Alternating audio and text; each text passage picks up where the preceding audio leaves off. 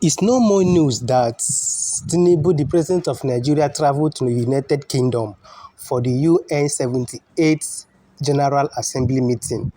Good evening, good afternoon, good morning, depending where you're watching this video from and the time you're going to see this video.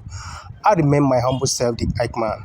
Do the needful if you're coming across my page and my channel for the first time.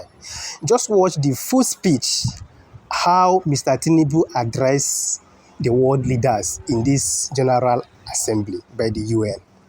Yes, the president spoke very well. If you listen to him say that, yes, this is how a president should speak in this kind of gathering. But my worry is that whenever all these things happen, our president, like I said before, they do the travel. After all this traveling, after all this speech, after going for this general meeting, after going for economic meeting, economy this, economy that meeting, what are you people bringing back to Nigeria? Because we Nigerians, we don't see when we don't see second for Nigeria for many years. All our presidents have been attending several kinds of meetings. At the end, we will not see the impact of that meeting in Nigeria. Nigeria will still be going through what we are going through now. What are you people bringing back? Not to speak very well, not to represent Nigeria very well in those countries. If you like, travel the whole country as a president. That one is your concern.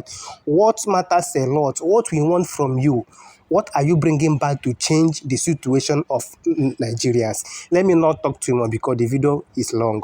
Just watch the full speech of Mr. President, your president, my president for now, as he addresses the world leaders in this UN meeting. As I'm watching it do the needful, I remain my humble self, the Ike Man. We move. Head of State and Government, Secretary General, distinguished delegates, ladies and gentlemen, on behalf of the people of Nigeria, I congratulate you on your well-deserved election as the president of this session of the United Nations General Assembly. We commend your predecessor, His Excellency Chaba Korochi, for his able stewardship of the Assembly also. We also commend His Excellency Antonio Guterres, Secretary General of the United Nations, for his work seeking to forge solutions to humanity's common challenges. This is my first address before the General Assembly. Permit me to say a few words on behalf of Nigeria, my country, on behalf of Africa, my continent, regarding this year's theme. Many proclamations have been made, yet our troubles remain close at hand. Failures in good governance have hindered Africa, but broken promises, unfair treatment, and outright exploitation from abroad have also exerted a heavy toll on our ability to progress.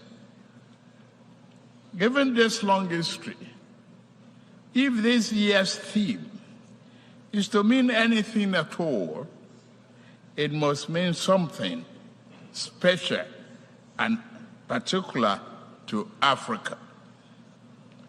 In the aftermath of nations gather in an attempt to rebuild their war-torn societies, a new global system was born.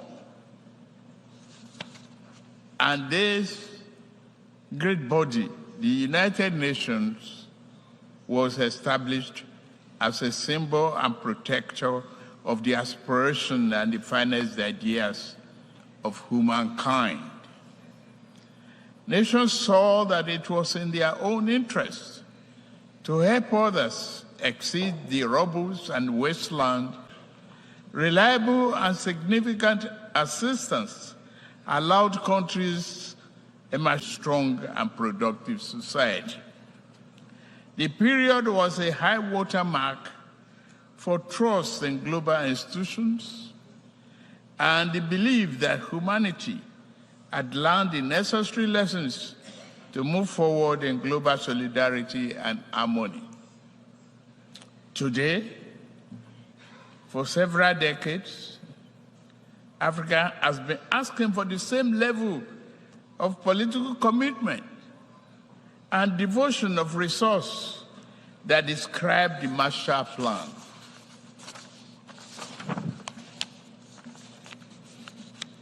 We realize that underlying conditions and causes of economic challenges facing today's Africa are significantly different from those of post-war Europe. We are not asking for identical programs and actions. What we seek is an equal, firm commitment to partnership. We seek enhanced international cooperation with African nations to achieve the 2030 Agenda and Sustainable Development Goals. There are 5 points I want to highlight. First, if this year's theme is to have any importance at all and any impact, global institutions, other nations, and their private sector actors must see Africa as a development priority, not just for Africa, but in the interest of us all as well. Due to both long-standing internal and external factors, Nigerians and Africa's economic structures have been skewed to impede development, industrial expansion, job creation, and the equitable distribution of wealth. If Nigeria is to fulfill its duty to its people, I know, and the rest of Africa, we must create jobs and the belief in a better future for our people. We are pushing for that. We must also lead by example, and we are doing so, to foster economic growth and investors' confidence in Nigeria, and remove the costly and corrupt fuel subsidy while also discarding a nauseous exchange rate system in my first few days in office. Other growth and job-oriented firms are in the wings. I'm mindful of the transient hardship that reform can cause. However, it is necessary to go through this phase in order to establish a foundation for durable growth and investment to build the economy our people deserve. We welcome partnerships with those who not mind seeing Nigeria and Africa assume larger roles in the global community. The question is not whether Nigeria is open for business. The question is how much of the world is truly open to doing business with Nigeria, and how African is an equal, mutually beneficial manner. Direct investment in critical industries, opening airports to a wider range and larger quantity of African exports, and meaningful debt relief are important aspects of the cooperation we seek. Second, we must affirm democratic governance as the best guarantor of sovereign will and well-being of the people. May are wrong, as in any titled civilian political arrangement that is, will perpetuate injustice. The wave-crossing part of Africa does not demonstrate favor toward it is a demand for solution to perennial problem. Let us dig it deeper. Regarding Niger, We are negotiating with the military leaders. As chairman of ECOWAS, I seek to help establish democratic governance in a manner that addresses the political economy challenges confronting that nation, including violent extremists who seek to foment instability in our region. I extend a hand of friendship to all of you who may genuinely support this mission for a democratic governance in that nation. This brings me to my third crucial point. Our entire region is locked in protracted battle against violent extremists. And the turmoil, a dark channel of inhuman commerce has formed. Along the route, everything is for sale. Men, women, and children are seen as chattel. Yet, thousands reach the Sahara, hot and sand, and the Mediterranean in search of a better life. At the same time, mercenaries and extremists with their lethal weapons and vile ideologies invade our region from the north. This harmful traffic undermines the peace and stability of the entire region. African nations will improve our economics so that our people do not risk their life to sweep the floors and streets of other nations. We also shall devote ourselves to disbanding extremist groups on our turf.